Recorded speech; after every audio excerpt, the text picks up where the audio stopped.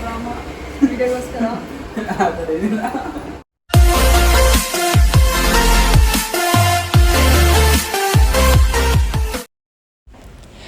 Hi dears, welcome to Suji's lifestyle. ಹೇಗಿದ್ದೀರಾ? ನೀವೆಲ್ಲರೂ ಚೆನ್ನಾಗಿದ್ದೀರಾ ಅಂತ ಅನ್ನೋದು ನನ್ನ ಭಾವನೆ. ಇಷ್ಟು ದಿನ ನಾನು ಬ್ಲಾಗ್ ಬರ್ದಿರೋದಕ್ಕೆ ರೀಸನ್ ಏನು ಅಂತ ಹೇಳ್ಬಿಟ್ಟು ನಂತರ ಇವತ್ತಿನ ಬ್ಲಾಗ್ನ ಕಂಟಿನ್ಯೂ ಮಾಡೋಣ. ರೀಸೆಂಟಾಗಿ ನನ್ನ ಬ್ಲಾಗ್ ಚೆನ್ನಾಗಿ ಬರಬೇಕು, ವಿಡಿಯೋ ಕ್ವಾಲಿಟಿ ಚೆನ್ನಾಗಿರಬೇಕು ಅಂತ ಅನ್ನೋ ಕಾರಣಕ್ಕೆ ನಾನು ಐಫೋನ್ ತೊಗೊಂಡಿದ್ದೆ. ಆದರೆ ಕೆಲವು ದಿನಗಳಿಂದ ಶೂಟ್ ಮಾಡಿದಷ್ಟು ವಿಡಿಯೋ ನಾನು ಎಡಿಟ್ ಮಾಡೋಕ್ಕೆ ಎಡಿಟಿಂಗ್ ಆ್ಯಪಲ್ಲಿ ಹಾಕ್ಕೊಂಡು ಕೂಡಲೇ ಎಲ್ಲ ಫೈಲ್ಸ್ ಕರೆಕ್ಟ್ ಆಯಿತು. ಸೊ ಇದನ್ನೆಲ್ಲ ಮತ್ತೆ ಸಾರ್ಟ್ ಔಟ್ ಮಾಡಿಕೊಂಡು ವಿಡಿಯೋ ಎಡಿಟ್ ಮಾಡಿ ಪೋಸ್ಟ್ ಮಾಡೋಷ್ಟೊತ್ತಿಗೆ ಇಷ್ಟು ದಿನ ಟೈಮ್ ತಗೋತು. ಬೈ ದ ವೇ, ಈ ವಿಡಿಯೋಸ್ ಎಲ್ಲ ನಾನು ಶೂಟ್ ಮಾಡಿದ್ದು ಸ್ವಲ್ಪ ಲಾಂಗ್ ಬ್ಯಾಕ್. ಈಗಾಗಲೇ ನವರಾತ್ರಿ ಶುರುವಾಗಿದೆ. ನವರಾತ್ರಿಗೂ ಮುಂಚೆ ನಾವು ದೇವಸ್ಥಾನಕ್ಕೆ ಹೋಗಿದ್ವಿ ಫ್ಯಾಮಿಲಿ ಎಲ್ಲ. ಅವಾಗ ನಾನು ಸ್ವಲ್ಪ ಶೂಟ್ ಮಾಡಿದ್ದನ್ನು ನಿಮ್ಮ ಜೊತೆಗೆ ಹಂಚ್ಕೋತಾ ಇದ್ದೀನಿ. ಸೊ ಆನ್ ದ ವೇ ಹೋಗ್ಬೇಕಾದ್ರೆ ಅರ್ಲಿ ಮಾರ್ನಿಂಗೆ ನಾವು 6:30-7 ಗಂಟೆಗೆಲ್ಲ ಮನೆ ಬಿಟ್ಟಿದ್ರಿಂದ ಬೆಳಗ್ಗೆ ಬ್ರೇಕ್ಫಾಸ್ಟ್ ಮಾಡಿರಲಿಲ್ಲ. ಹಾಗೆ ಆನ್ ದ ವೇ ಹೋಗ್ತಾ ಬ್ರೇಕ್ಫಾಸ್ಟ್ ಮಾಡ್ತಾ ಇದ್ದೀವಿ. ಇದು ಪ್ರಸಿದ್ಧ ತಟ್ಟೆ ಇಡ್ಲಿ ಹೋಟೆಲ್, ಅದು ಬಿಡದಿನಲ್ಲಿರುವಂಥ ಶಿವ ತಟ್ಟೆ ಇಡ್ಲಿ ಹೋಟೆಲ್ ಅಂದೇನೋ ಇದೆ. ಸೊ ಅಲ್ಲಿ ನಾವು ಇವತ್ತು ಬ್ರೇಕ್ಫಾಸ್ಟ್ ಮುಗಿಸ್ಕೊಂಡ ನಂತರ ಈ ಜರ್ನಿ ಕಂಟಿನ್ಯೂ ಮಾಡ್ತಾ ಇದ್ದೀವಿ. ಸೊ ಇವತ್ತು ನಾವು ಹೋಗ್ತಿರೋವಂಥ ದೇವಿ ಅಥವಾ ದೇವಸ್ಥಾನದ ಬಗ್ಗೆ ಹೇಳಬೇಕು ಅಂದರೆ ಅದೊಂದು ಪ್ರಸಿದ್ಧ ದೇವಸ್ಥಾನ, ತುಂಬ ಶಕ್ತಿ ದೇವತೆ. ಹಾಗೆ ಇವಾಗ ನವರಾತ್ರಿ ಶುರುವಾಗಿದೆ. ಈ ಥರದ ಸಮಯದಲ್ಲಿ ಶಕ್ತಿ ದೇವತೆ ದೇವಸ್ಥಾನಗಳಿಗೆ ಹೋಗೋದು ತುಂಬ ಒಳ್ಳೆಯದು. ಅದರಲ್ಲಿ ನಾವು ನವರಾತ್ರಿಗೆ ಮುಂಚೆನೇ ಹೋಗಿದ್ವಿ. ಸೊ ಕೆಲವು ಪೂಜೆಗಳನ್ನು ಮಾಡಿಸೋದಿತ್ತು. ಆ ಕಾರಣದಿಂದಾಗಿ ಇದು ಕಬ್ಬಾಳಮ್ಮ ದೇವಸ್ಥಾನ. ನನ್ನ ಸಬ್ಸ್ಕ್ರೈಬರ್ ಕೂಡ ಸಜೆಸ್ಟ್ ಮಾಡಿದರು, ಇಲ್ಲಿಗೆ ಹೋಗ್ಬಿಟ್ಟು ಬನ್ನಿ, ತುಂಬ ಒಳ್ಳೆ ದೇವಸ್ಥಾನ ಅಂತ. ನಾವು ಇದಕ್ಕೆ ಮುಂಚೆ ಕೂಡ ಸುಮಾರು ಸತಿ ಹೋಗಿದ್ವಿ. ಇವತ್ತು ಕೂಡ ಮನಸ್ಸಿನ ಶಾಂತಿಗೋಸ್ಕರ, ನೆಮ್ಮದಿಗೋಸ್ಕರ ದೇವಸ್ಥಾನಕ್ಕೆ ಬಂದಿದ್ದೀವಿ. ಸೊ ದೇವಸ್ಥಾನಕ್ಕೆ ಹೋಗೋ ಕಾರಣನೇ ನೆಮ್ಮದಿ ಅಂತ ಬೇಕು ಅಂತಂದಕ್ಕೋಸ್ಕರ. ಸೊ ಎಲ್ಲರೂ ಫ್ಯಾಮಿಲಿ ಒಟ್ಟಿಗೆ ಹೋಗಿ ಪೂಜೆ ಮಾಡಿಸ್ಕೊಂಡ ನಂತರ ನಾವಿಲ್ಲಿಂದ ಹೊರಡ್ತಾ ಇದ್ದೀವಿ. ಗರ್ಭಗುಡಿನಲ್ಲಿ ಸುಮಾರು ಜನ ವೀಡಿಯೋ ಮಾಡ್ತಾಯಿದ್ರು, ಫೋಟೋ ತೆಕ್ಕೋತಾ ಇದ್ರು. ಆದರೆ ಆ ಗರ್ಭಗುಡಿನಲ್ಲಿರುವಂಥ ದೇವಿ ಫೋಟೋ ಆಗಲಿ ವಿಡಿಯೋ ಆಗಲಿ ತೆಗೆಯೋದಷ್ಟು ಒಳ್ಳೆಯದಲ್ಲ ಅಂತ ಅನ್ನಿಸ್ತು. ಹಾಗಾಗಿ ನಾನು ಅಲ್ಲಿ ಶೂಟ್ ಮಾಡಲಿಲ್ಲ. ನಾವು ಹೋಗಿದಂಥ ಕಬ್ಬಾಳಮ್ಮ ದೇವಸ್ಥಾನ ಇದು ಕನಕಪುರದ ಹತ್ರ ಬರುತ್ತೆ, ಅಥವಾ ಸಾತ್ನೂರ ಹತ್ರ ಬರುತ್ತೆ. ನಾವು ಸುಮಾರು ಒಂದು 4-5 ವರ್ಷದ ಮುಂಚೆ ಬಂದಾಗ ತುಂಬ ಚಿಕ್ಕ ದೇವಸ್ಥಾನ ಇತ್ತು. ಹಾಗೆ ಒಂದು ಬಸವಣ್ಣ ಕೂಡ ಇತ್ತು. ಆದರೆ ಈಗ ಬಸವಣ್ಣ ಇಲ್ಲ, ಅದರದ್ದೇ ಸಮಾಧಿ ಮಾಡಿ ಅಲ್ಲೊಂದು ಚಿಕ್ಕ ದೇವಸ್ಥಾನ ಕಟ್ಟಿದ್ದಾರೆ. ಕರ್ನಾಟಕದ ಮೂಲೆಯಿಂದ ಇಲ್ಲಿಗೆ ಬರ್ತಾರೆ. ಸೊ ಸುಮಾರು ಪ್ರಸಿದ್ಧಿ ಇರುವಂಥ ದೇವಸ್ಥಾನ ಅಂತಲೇ ಹೇಳ್ಬೋದು.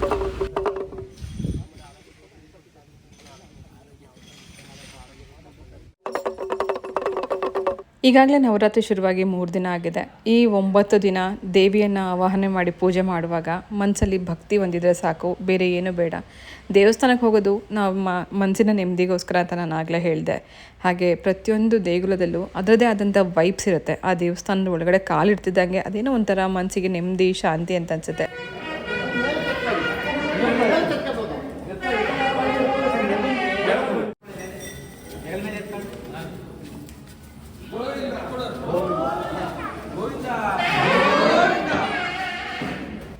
ಕಬ್ಬಾಳಮ್ಮ ದೇವಸ್ಥಾನದಲ್ಲಿ ದರ್ಶನ ತುಂಬ ಚೆನ್ನಾಗಾಯಿತು. ಜನ ಕಡಿಮೆ ಇದ್ದಿದ್ದರಿಂದ ಬೇಗ ದರ್ಶನ ಆಗಿದ್ದರಿಂದ ಅಲ್ಲಿಂದ ನಾವು ಹೊರಟ್ಬಿಟ್ವಿ ಬೇಗನೆ. ಆನ್ ದ ವೇ ಬರ್ತಾ ಚನ್ನಪಟ್ಟಣದ ಹತ್ರ ಇರುವಂಥ ಕೆಂಗಲ್ ಹನುಮಂತರಾಯನ ದೇವಸ್ಥಾನಕ್ಕೆ ಹೋದ್ವಿ. ಸೊ ಇದಕ್ಕೆ ಮುಂಚೆ ಒಂದು ಸತಿ ದೇವಸ್ಥಾನಕ್ಕೆ ಅಂದರೆ ಕಬ್ಬಾಳಮ್ಮಂಗೆ ಹೋಗಿದ್ದಾಗ ಇಲ್ಲಿಗೂ ಕೂಡ ಬಂದಿದ್ವಿ. ಆದರೆ ರಾತ್ರಿ 10 ಗಂಟೆ ಆಗಿತ್ತು. ಆಂಜನೇಯನ ದರ್ಶನ ಮಾಡಲಿಕ್ಕಾಗಲೇ ಇರಲಿಲ್ಲ. ಏನೇ ಒಂದು ಕೆಲಸ ಆಗೋದಕ್ಕೂ ಅವತ್ತಿನ ದಿನ ಅಥವಾ ನಾವು ಹೊರಟಂಥ ಸಮಯ ತುಂಬ ಚೆನ್ನಾಗಿರಬೇಕು ಅಂತ ಹೇಳ್ತಾರೆ. ನಾವು ಅವತ್ತು ಹೋಗಿದ್ದಾಗಲೂ ಕೂಡ ಕಬ್ಬಾಳಮ್ಮ ದೇವಸ್ಥಾನದಲ್ಲಿ ತುಂಬ ಜನ ಇದ್ದರು. ಕ್ಯೂ ನಿಂತ್ಕೊಂಡು ಸುಮಾರು ಹೊತ್ತು ಕಾಯ್ದು ಸರಿಯಾಗಿ ದರ್ಶನ ಮಾಡೋಕ್ಕಾಗಲಿಲ್ಲ, ಸರಿಯಾಗಿ ಪೂಜೆ ಆಗಲಿಲ್ಲ. ಹಾಗೆ ಅಲ್ಲಿಂದ ಇಲ್ಲಿಗೆ ಬಂದಾಗ ಆಂಜನೇಯ ದೇವಸ್ಥಾನದಲ್ಲಿ ಕೂಡ ರಾತ್ರಿ 10 ಗಂಟೆ ಆಯಿತು, ಬಾಗಿಲಾಕ್ಬಿಟ್ಟಿದ್ರು. ಆದರೆ ಇವತ್ತು ಹೊರಟಂಥ ಗಳಿಗೆ ತುಂಬ ಚೆನ್ನಾಗಿತ್ತು ಅಂತ ಕಾಣಿಸುತ್ತೆ. ಸೊ ಎಲ್ಲ ಕೆಲಸನೂ ಆರಾಮಾಗಿ ಮುಗಿಸ್ಕೊಂಡು ಬೇಗನೆ ವಾಪಸ್ ಮನೆಗೆ ಹೋಗ್ಬಿಟ್ವಿ. ಸುಮಾರು 12:30 ನಾವು ವಾಪಸ್ ಮನೆಗೆ ಹೋದ್ವಿ. ಹಾಗೆ ಹೇಳ್ತಾರಲ್ಲ, ಎಷ್ಟೋ ಕಷ್ಟಪಟ್ಕೊಂಡು ಎಷ್ಟೆಲ್ಲ ಖರ್ಚು ಮಾಡಿಕೊಂಡು ನಾವು ತಿರುಪತಿವರೆಗೂ ಹೋಗ್ತೀವಿ. ತಿರುಪತಿನಲ್ಲಿ ಒಂದೇ ಒಂದು ಸೆಕೆಂಡು ದೇವ್ರು ನೋಡೋಕ್ಕೂ ಬಿಡಲ್ಲ, ತಳ್ಳಿಬಿಡ್ತಾರೆ. ಅವಾಗ ಅದೆಷ್ಟು ಡಿಸಪಾಯಿಂಟ್ ಆಗುತ್ತೆ, ಎಷ್ಟು ಬೇಜಾರಾಗುತ್ತೆ, ಎಷ್ಟು ಕೋಪ ಬರುತ್ತೆ, ದೇವ್ರ ಮುಖನೂ ಸರಿಯಾಗಿ ನಾವು ನೋಡೋಕ್ಕಾಗಲಿಲ್ಲ ಅಂತ. ಸೊ ಆ ಥರದ ಪರಿಸ್ಥಿತಿ ಅಂತೂ ಇವತ್ತು ಇರಲಿಲ್ಲ. ತುಂಬ ಚೆನ್ನಾಗಿ ದರ್ಶನ ಮುಗಿಸ್ಕೊಂಡು ಮನಸ್ಸಿಗೆ ನೆಮ್ಮದಿ ಸಿಕ್ತು ಅಂತ ಅಂದ್ಕೊಂಡು ವಾಪಸ್ ಮನೆಗೆ ಬಂದಿದ್ದೀವಿ. ಅಮ್ಮ ಇಲ್ಲಿ ಕಜ್ಜಾಯದ ಹಿಟ್ಟು ರೆಡಿ ಮಾಡ್ತಾ ಇದ್ದಾರೆ. ಸ್ವಲ್ಪ ಜಾಸ್ತಿ ಕ್ವಾಂಟಿಟಿನಲ್ಲಿ ಮಾಡ್ತಿರೋ ಕಾರಣ ಈಗ ಪಿತೃಪಕ್ಷಕ್ಕೆ ಬೇಕಾಗಿತ್ತು ಅಂತ ಕಾರಣಕ್ಕೆ. ಆಬ್ವಿಯಸ್ಲಿ ಇದು ಪಿತೃಪಕ್ಷ ಎಲ್ಲ ಮುಗಿದು ನವರಾತ್ರಿ ಶುರುವಾಗಿದೆ. ಆದರೆ ಪಿತೃಪಕ್ಷದ ಸಮಯದಲ್ಲಿ ಮಾಡಿದಂಥ ವಿಡಿಯೋ ಇದು. ಆವಾಗ ದೇವಸ್ಥಾನಕ್ಕೆ ಅಂತಲೇ ಬಂದಿದ್ರು. ಹಾಗೆ ಇಲ್ಲೇ ಕಜ್ಜಾಯದ ಹಿಟ್ಟು ಪ್ರಿಪೇರ್ ಮಾಡಿಕೊಂಡು ಹೋದರು. ಅಕ್ಕಿ ಫಸ್ಟೇ ನೆನೆಸಿಟ್ಟಿದ್ವಿ. ದೇವಸ್ಥಾನಕ್ಕೆ ಹೋಗಕ್ಕೆ ಮುಂಚೆನೇ ನೆನೆಸಿಟ್ಬಿಟ್ಟು ಹೋಗಿದ್ವಿ. ಬಂದ ಕೂಡಲೇ ಫಸ್ಟ್ ಅದನ್ನು ಪಾಕ ತೆಗೆದು ಕಜ್ಜಾಯದ ಹಿಟ್ಟು ಪ್ರಿಪೇರ್ ಮಾಡ್ತಾಯಿದ್ವಿ. ಸಮ ಪ್ರಮಾಣದಲ್ಲಿ ನಾವು ಅಕ್ಕಿ ಮತ್ತು ಬೆಲ್ಲ ಹಾಕೋತೀವಿ. ಅಕ್ಕಿ, ಬೆಲ್ಲ ಮತ್ತು ಇದ್ರ ಜೊತೆಗೆ ಗಸಗಸೆ, ಎಳ್ಳು, ಏಲಕ್ಕಿ ಪುಡಿ ಇದೆಲ್ಲ ಸೇರಿಸ್ಕೊಂಡು ಪಾಕ ತೆಗೆದಿಟ್ಬಿಟ್ಟು ಅಟ್ಲೀಸ್ಟ್ ಒಂದು 2 ದಿನ ಬಿಟ್ಬಿಟ್ರೆ ತುಂಬ ಚೆನ್ನಾಗಿ ಕಜ್ಜಾಯ ಬರುತ್ತೆ. ಇದು ಪಾಕ ರೆಡಿ ಮಾಡ್ಕೊಳ್ಳೋಂಥ ವಿಧಾನ ಕೂಡ ನಮಗೆ ತುಂಬ ಗಟ್ಟಿ ಇರಬಾರ್ದು, ತುಂಬ ಮೆತ್ತಗಿರಬಾರ್ದು. ಆ ರೀತಿ ಪಾಕ ತೆಕ್ಕೊಂಡ ನಂತರ ಏನು ಕುಟ್ಟಿ ಇಟ್ಕೊಂಡಿರೋ ಅಥವಾ ಮಿಕ್ಸಿನಲ್ಲಿ ಪೌಡ್ರ್ ಮಾಡಿ ಇಟ್ಕೊಂಡಿರೋಂಥ ಅಕ್ಕಿ ಹಿಟ್ಟು, ಹಾಗೆ ಎಳ್ಳು, ಗಸಗಸೆ, ಏಲಕ್ಕಿ ಪುಡಿ ಹಾಕಿ ಚೆನ್ನಾಗಿ ಒಂದು 10 ನಿಮಿಷ ಸಣ್ಣ ಊರಿನಲ್ಲಿ ಬೇಯಿಸ್ಕೊಂಡ್ರೆ ಕಜ್ಜಾಯದ ಹಿಟ್ಟು ರೆಡಿ ಆಯಿತು. ಹಾಗೆ ನಿಮಗೆಲ್ಲ ಒಂದು ಗುಡ್ ನ್ಯೂಸ್ ಏನಂತಂದರೆ, ಕಜ್ಜಾಯದ ಹಿಟ್ಟು ನಿಮಗೆಲ್ಲೂ ಹೊರಗಡೆ ಸಿಗಲ್ಲ. ಆದರೆ ಈ ಸರ್ತಿ ದೀಪಾವಳಿಗೆ ಕಜ್ಜಾಯದ ಹಿಟ್ಟನ್ನು ನಾವು ಸೇಲ್ ಮಾಡಬೇಕು ಅಂತ ಅಂದ್ಕೊಂಡಿದ್ದೀವಿ.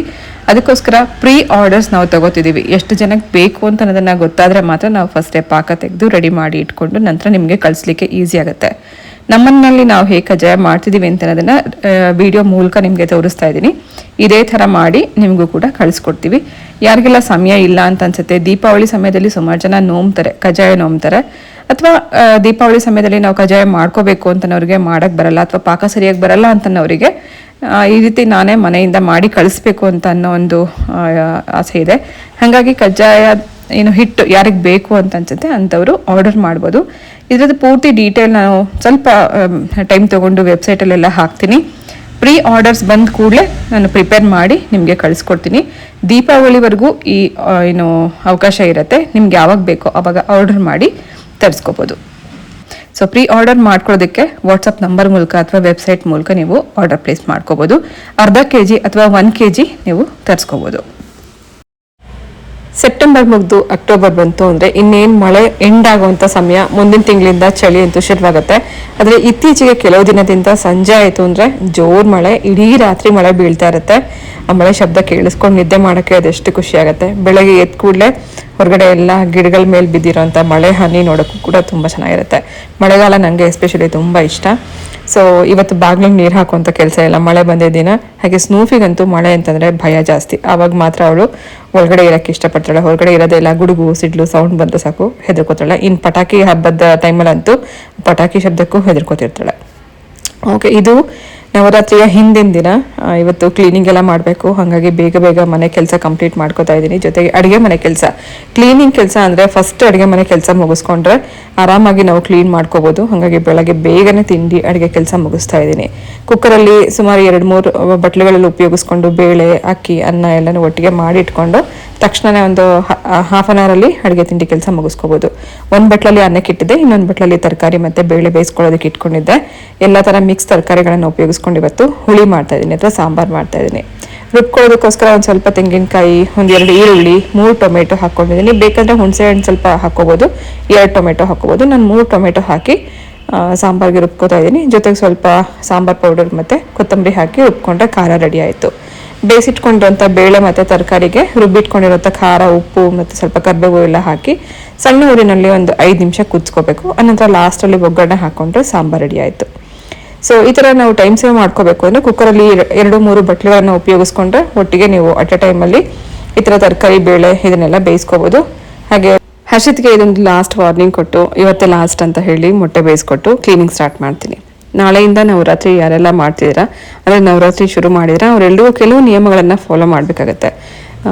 ನವರಾತ್ರಿ ಸಮಯದಲ್ಲಿ ಉಗುರು ಕಟ್ ಮಾಡಬಾರ್ದು, ಹೇರ್ ಕಟ್ ಮಾಡಬಾರ್ದು, ಅಥವಾ ಈ ಥರ ನಾನ್ ವೆಜ್ ಮಾಡಬಾರ್ದು ಅಂತ ಹೇಳ್ತಾರೆ. ಶ್ರದ್ಧಾ ಭಕ್ತಿಯಿಂದ ದೇವಿಯನ್ನು ಪೂಜೆ ಮಾಡೋದು ತುಂಬ ಒಳ್ಳೆಯದು. ಅದರಲ್ಲೂ ನಮ್ಮ ಸೌತ್ ಇಂಡಿಯಾದಲ್ಲಿ ನಾಡ ಹಬ್ಬ ಅಂತಂದರೆ, ದಸರಾ ಅಂತಂದ್ರೆ ಸಂಜೆ ಪೂಜೆ ಅಥವಾ ಬಾಗಿಲಿಗೆ ದೀಪ ಹಚ್ಚಿ ಸಂಜೆ ಪೂಜೆ ಮಾಡೋದೇ ವಿಶೇಷ. ನಾನು ಕೂಡ ಅದೇ ರೀತಿ ಫಾಲೋ ಮಾಡ್ತೀನಿ.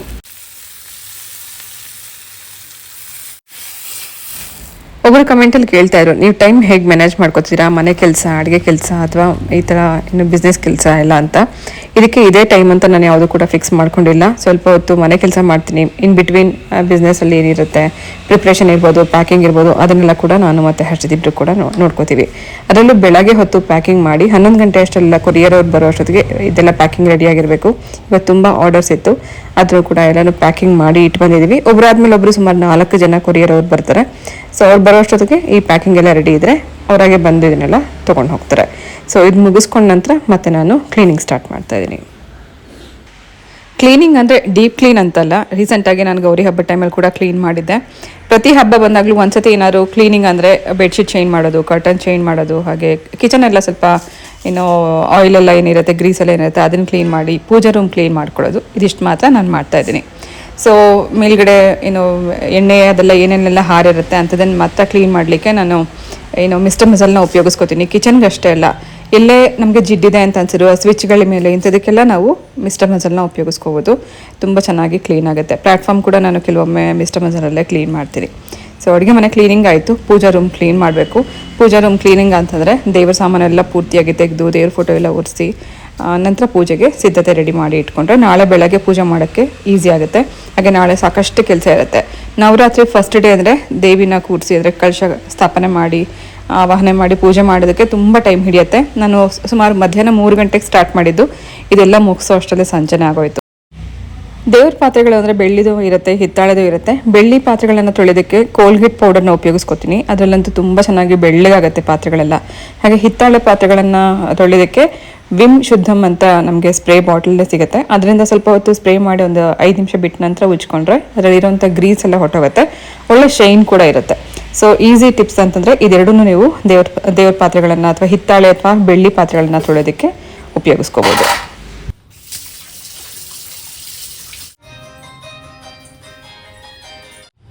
ಏನು ಸಮಾಚಾರ? ಕಡೆ ಹೋಗಿದೆ.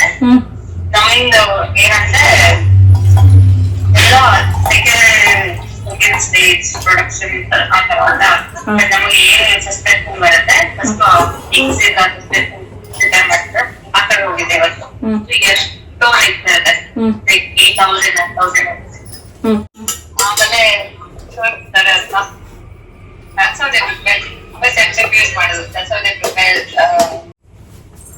ಪ್ರಿಯಾ ಡೈಲಿ ಒಂದ್ಸರಿ ವಿಡಿಯೋ ಕಾಲ್ ಮಾಡ್ತಾಳೆ.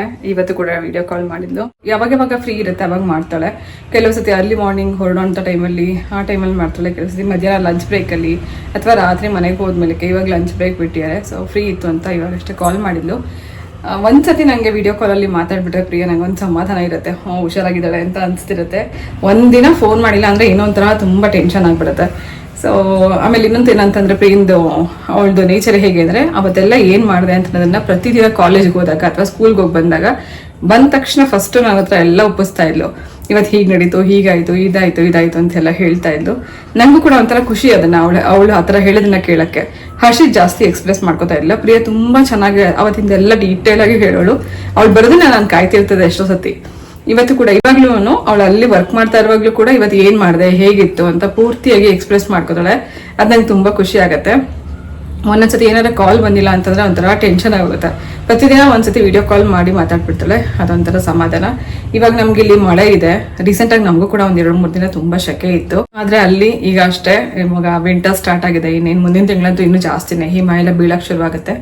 ಸೊ ವಿಂಟರ್ಲಿ ತುಂಬಾ ಜಾಸ್ತಿ ಕೋಲ್ಡ್, ಸಮ್ಮರಲ್ಲಿ ತುಂಬಾ ಜಾಸ್ತಿ ಹೀಟ್.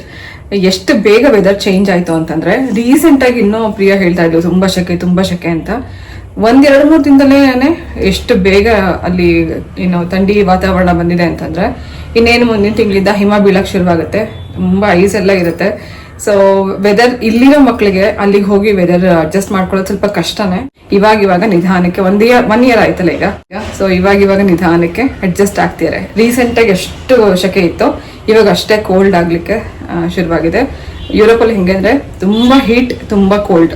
ಅವ್ರಿಗೆ ಸೂರ್ಯನೂ ಹತ್ರ ಇದೆ, ಚಂದ್ರನೂ ಹತ್ರ ಇದೆ ಅಂತ ಹೇಳ್ತಾರೆ. ಹಾಗಾಗಿ ಜಾಸ್ತಿ ಇದು ಶೆಕೆನೂ ಆಗುತ್ತೆ, ಜಾಸ್ತಿ ಥಂಡಿನೂ ಆಗುತ್ತೆ. ಸೊ ಒಂದೇ ತಿಂಗಳಿಂದ ಇನ್ನು ತುಂಬ ಜಾಸ್ತಿ ಥಂಡಿ ಆಗುತ್ತೆ ಅಂತ ಹೇಳ್ತಾ ಇದ್ಲು. ನಿನ್ನೆ ಜಾಕೆಟ್ ಏನೇನು ಹಾಕೊಂಡು ಹೋಗಿದೆ, ಎಷ್ಟು ಪೇರ್ ಬಟ್ಟೆ ಹಾಕೊಂಡು ಹೋಗಿದೆ ಅಂತ ಕೂಡ ತೋರಿಸ್ತಿದ್ಲು. 2-3 ಒಟ್ಟೊಟ್ಟಿಗೆ ಡ್ರೆಸ್ ಹಾಕೊಂಡು ಇವಾಗ ಕೆಲ್ಸಕ್ಕೆ ಹೋಗ್ತಿದ್ದಾರೆ. ಮನೆ ಒಳಗಡೆ ಹೀಟರ್ ಇರುತ್ತೆ, ಆದ್ರೂ ಕೂಡ ಕೆಲವು ಸತಿ ತುಂಬಾ ಥಂಡಿ ವಾತಾವರಣ ಜಾಸ್ತಿ.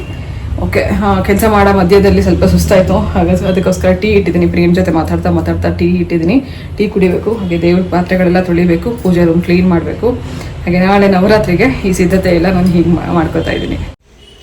ಸೊ ಡಿಯರ್ಸ್, ಇದು ಇವತ್ತಿನ ಬ್ಲಾಗ್ ಆಗಿತ್ತು. ಇವತ್ತಿನ ಈ ಬ್ಲಾಗ್ ನಿಮ್ಮೆಲ್ಲರಿಗೂ ಇಷ್ಟ ಆಗಿದೆ ಅಂತ ಭಾವಿಸ್ತೀನಿ. ವಿಡಿಯೋ ಇಷ್ಟ ಆಗಿದ್ರೆ ಪ್ಲೀಸ್ ಒಂದು ಲೈಕ್ ಮಾಡಿ. ಹೊಸಬ್ರು ನೋಡ್ತಾ ಇದ್ರೆ ನನ್ನ ಚಾನಲ್ನ ಸಬ್ಸ್ಕ್ರೈಬ್ ಮಾಡ್ಕೊಂಡು ನೋಡಿ ಅಂತ ಹೇಳ್ತಾ ಇವತ್ತಿನ ಬ್ಲಾಗ್ ಜೊತೆಗೆ ನಾನು ಹೊರಡ್ತಾ ಇದ್ದೀನಿ. ಮತ್ತೆ ಸಿಗ್ತೀನಿ ನಾಳೆ ಇನ್ನೊಂದು ಇಂಟ್ರೆಸ್ಟಿಂಗ್ ಆಗಿರುವಂಥ ಬ್ಲಾಗ್ ಜೊತೆಗೆ. ಹೋಗ್ಬಲ್ಲ.